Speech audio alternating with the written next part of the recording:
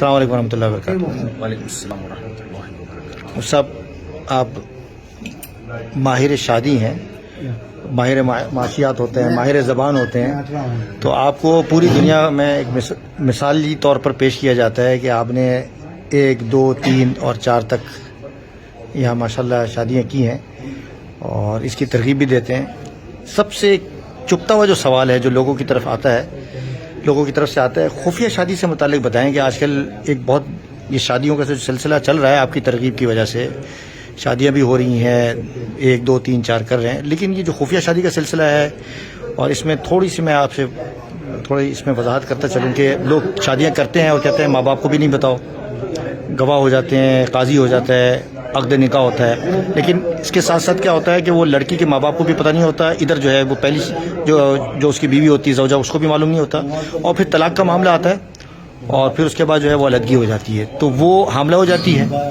اس کے بارے میں ذرا آپ فرمائیں کہ یہ کیا ہے؟ پہلی بات تو یہ جو آپ نے مجھے کہا نا ماہر شادیات، ایسا نہیں ہے۔ میں 20 سال سے جامعۃ الرشید میں حدیث، فقہ اور عربی ادب اور مختلف موضوعات پڑھا رہا ہوں، عربی گرامر اور مختلف موضوعات پر میری بہت ساری تحقیقات بھی ہیں جامعۃ الرشید میں، خصوصاً تکافل پہ اور اسلامک بینکنگ پہ، اور بھی کچھ بہت سارے تحقیقی مسائل ہیں۔ تو وہ مشہور میں شادیوں کے باب میں اس لیے ہو گیا کہ میرے علاوہ عام طور پر کوئی اس ٹاپک پہ بات کرتا نہیں۔ تو میں یہ مطلب نہیں ہے کہ میں ماہر کوئی شادیات ہوں ٹھیک ہے نا، ایسا نہیں ہے۔ کتاب آپ کی ہے نا اس پر؟ تو میری تو تکافل پر بھی ہے، اسلامک بینکنگ پر بھی ہے، وہ کوئی پڑھتا ہی نہیں ہے، شادی پر لوگ پڑھ لیتے ہیں، تو اس لیے وہ مشہور ہو گئی۔ اچھا، دوسری بات یہ جو آپ نے سوال کیا نا خفیہ شادی، اصولی طور پر تو دیکھیں، اعلن النکاح ولو بالدف، حدیث میں آتا ہے نکاح کا اعلان کرو اگرچہ دف کے ذریعے کیوں نہ، تو اعلان کر کے ہی نکاح کرنا چاہیے۔ چھپن چھپائی یہ بدگمانیوں کا ذریعہ بنتی ہے چیز۔ اگر اتنا خفیہ ہے کہ 2 گواہوں کو بھی نہیں پتہ، وہ تو پھر نکاح ہی نہیں ہے۔ لا نکاح الا بحضور شاہدین، حدیث میں جو آتا ہے کہ گواہوں کے بغیر نکاح نہیں ہوتا۔ تو نکاح تو منعقد ہو جاتا ہے 2 گواہوں کی موجودگی میں، چاہے چھپ کے بھی ہو، لیکن شریعت میں یہ چیز پسندیدہ نہیں ہے کیونکہ بدگمانی کا ذریعہ بنتی ہے۔ کل آپ کو کسی نے دیکھ لیا تو آپ کیسے اس کو بتائیں گے بھئی کون ہے یہ؟ آپ کہیں گے میری بیوی ہے، لوگ کہیں گے شاید بعد میں بات بنا لی ہو۔ نبی صلی اللہ علیہ وسلم اپنی زوجہ کے ساتھ موجود تھے، تو آپ نے صحابی کو بلا کے کیا فرمایا کہ یہ میری زوجہ ہے۔ صحابی نے اس کے یا رسول اللہ آپ پر کون بدگمانی کرے گا آپ؟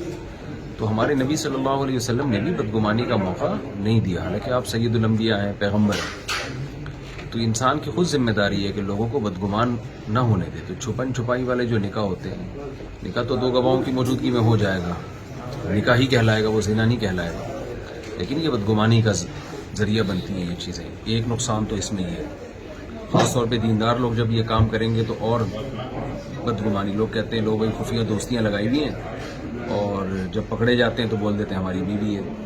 تو ایسا کام نہیں کرنا چاہیے جو بدگمانی کا ذریعہ ہو، ایک بات۔ دوسری بات یہ کہ اس میں بیوی کے حقوق عام طور پہ ادا نہیں کیے جاتے ہیں۔ میرے بہت سارے علم میں ایسے نکاح آئے ہیں کہ لڑکی نے لڑکے سے چھپ کے نکاح کیا، اب چونکہ فیملی انوالو نہیں تھی، خاندان انوالو نہیں تھا، تو کیا ہوا ہے کہ بعد میں مرد کا دل بھر گیا، اب وہ جان چھڑانا چاہ رہے لڑکی سے۔ جب نکاح علیہ اعلان ہوتا ہے، ساری دنیا کو پتہ ہوتا ہے اس کی بیوی ہے، تو چھوڑنا بھی آسان نہیں ہوتا، حقوق بھی دیے جاتے ہیں، اس میں لڑکیوں کا بڑا نقصان ہوتا ہے۔ وعلیکم السلام۔ اکثر ایسے جو کیسز آئے ہیں نا سامنے، تو اس میں دیکھا یہ گیا ہے کہ لڑکیوں کو نقصان ہوا، مرد نے پھر جو ہے نا جان چھڑائی ہے، اس کا دل بھر گیا تو وہ پھر اس کو بیوی بوجھ لگنے لگتی ہے، تو اس میں عورت کا بڑا نقصان ہوتا ہے۔ بعض دفعہ یہ ہوتا ہے کہ حمل پھیل جاتا ہے۔ السلام علیکم۔ وعلیکم السلام۔ بعض دفعہ پریگننسی ہو جاتی ہے، اب تو چھپن چھپائی والا نکاح ہو رہا ہے، اب اس حمل کو گراتے ہیں، وہ یہ گرانا بھی شرعاً جائز نہیں ہے، یہ کوئی شرعی عذر تو نہیں ہے کہ آپ لوگ کیا کہیں گے جی، یہ کوئی شرعی عذر نہیں ہے، اس بیس پہ حمل گرایا جا رہا ہوتا ہے کہ جی یہ بچہ ہو گیا تو پھر ہم تو سب کو پتہ چل جائے گا، اس لیے اس نکاح کو کبھی بھی اس کی حوصلہ افزائی نہیں کی جا سکتی۔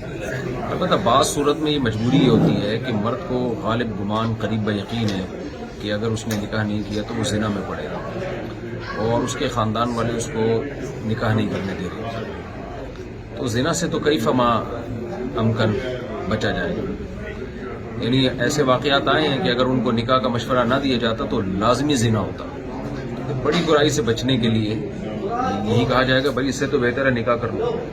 ऐसे मौके पे फिर अगर कोई छुप के निकाह करता है ना तो उसको यूं नहीं कहा जाएगा कि नेकी का काम है तो छुप के क्यों कर रहे हो। हजरत उमर रज़ी अल्लाह तआला अन्हु के दौर में जब तक हजरत उमर इस्लाम कबूल नहीं किया था, साहबा कहते हैं हम छुप के नमाज पढ़ते थे। काम तो अच्छा था, नमाज है, छुप के क्यों पढ़ रहे हैं, लोग अच्छा नहीं समझ रहे उसको। तो मर्द बाद दफा दूसरी करता है, तीसरी करता है, वो छुप के इसलिए कर रहा होता है कि काम गलत नहीं होता लेकिन लोग करने नहीं दे रहे होते।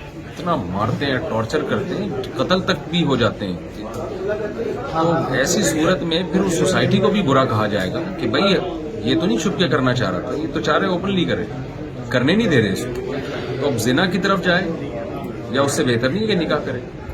तो वो एक मजबूरी की हालत के अहकाम अलग होते हैं। नॉर्मली बहरहाल इसको अप्रिशिएट। दो सवाल और हैं मुख्तसर, मैं फिर बिल्कुल। भी ये कहता हूँ जो मजबूरी में भी कर रहा है ना, अगर वो छुट्टी किया भी है तो थोड़ी देर बाद उसको अनाउंस कर दे। ठीक है।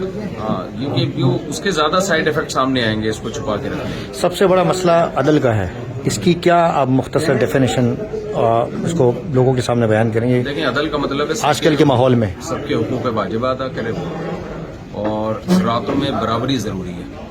जितनी रातें एक ज़ौजा के साथ गुजारी उतनी ही दूसरी ज़ौजा के साथ गुजारना जरूरी है। या ये कि वो माफ़ करवाए बीवी से, अगर बीवी किसी को अपनी बारियां माफ़ कर दे तो ठीक है, वो उसका हक है, वो ले भी सकती है, छोड़ भी सकती है। माफ़ करेगी तो कल उसका इरादा हो गया कि जी मैंने आपको बारियां माफ़ कर दी थी लेकिन मैं अब लेना चाहती हूँ, तो फिर दोबारा देनी पड़ेगी। तो ये है। गरीब आदमी क्या करेगा? गरीब आदमी गरीबों में शादी करे, पहली शादी भी करते हैं ना गरीब लोग, तो गरीबों में करते हैं जी। तो मैं तो अक्सर लोगों से कहता हूँ आपकी आमदन अगर 50,000 है तो आप ऐसी ही लड़की से शादी करें जिसके बाप की आमदन 10,000 है। तो ऐसी 4 आप पाल सकते हो जिनके अब्बा 10,000 में 5-5 बेटियां पाल रहे हैं। जी। तो ये तो कोई बात नहीं होती ना, जब मालदार लोग की शादी तो हमेशा मालदार गरीब। साहबा में ऐसे गरीब भी हैं जो असहाब सुफ़ा वाले, जिनके पास एक लंगोटा होता था तो निकाह तो उन्होंने भी किए। बाबू तज़वीजुल मौसर जो सही बुखारी की हदीस है, उसमें इमाम बुखारी ने बाप बांधा है गरीब की शादी।